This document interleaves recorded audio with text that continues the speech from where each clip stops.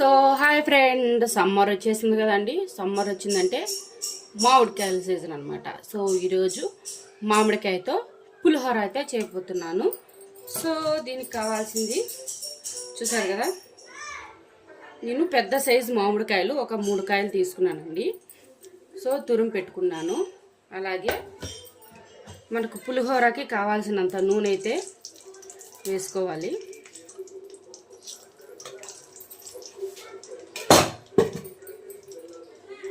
So ఇప్పుడు నూనె అయితే కాగనిచ్చేద్దాం.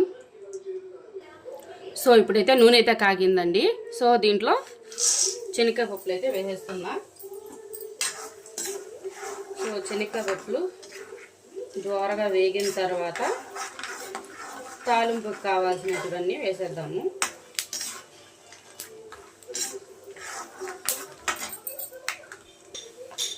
సో చూసారు కదా, మన శనగకాయ పప్పులు కూడా వేగిపోయాయండి. ఇప్పుడు ఆవాలు అయితే వేసేద్దాము. సో ఆవాలు, అలాగే 4 ఎండుమిరపకాయలు అయితే తుంచి పెట్టుకొని వేసేద్దాము. సో ఇవన్నీ బాగా వేగనివ్వాలి. లో ఫ్లేమ్లో పెట్టుకొని వేయించుకోవాలి.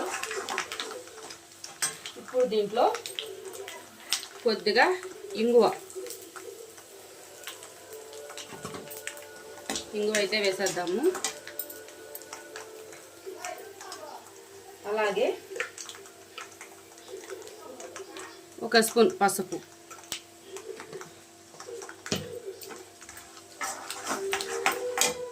సో ఇప్పుడు మెయిన్ అండి, సాల్ట్, రుచికి సరిపడా సాల్ట్ అయితే వేసేద్దాము.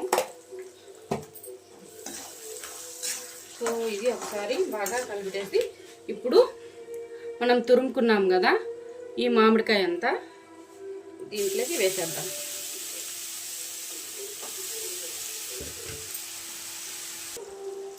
సో చూసారు కదా, మన మామిడికాయ పులుసు అయితే రెడీ అయిపోయింది. దీన్ని మనం అన్నంలో కలిపేద్దాం. సో అన్నంలో అయితే కలిపేద్దాము. సో చూసారు కదా, మన మామిడికాయ పులిహోరకి రెడీ అయిపోయింది. ఇప్పుడు వేడి వేడి అన్నం అయితే చల్లారి పెట్టేశాను. దీంట్లో అయితే కలిపేసుకుందాం.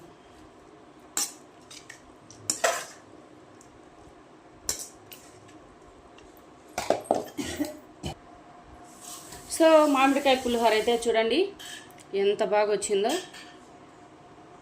చూసారు కదా, మా పిల్లలకి అయితే పెట్టించేస్తున్నా. సో వాళ్ళు ఎలా ఉందో తిని చెప్తారనమాట.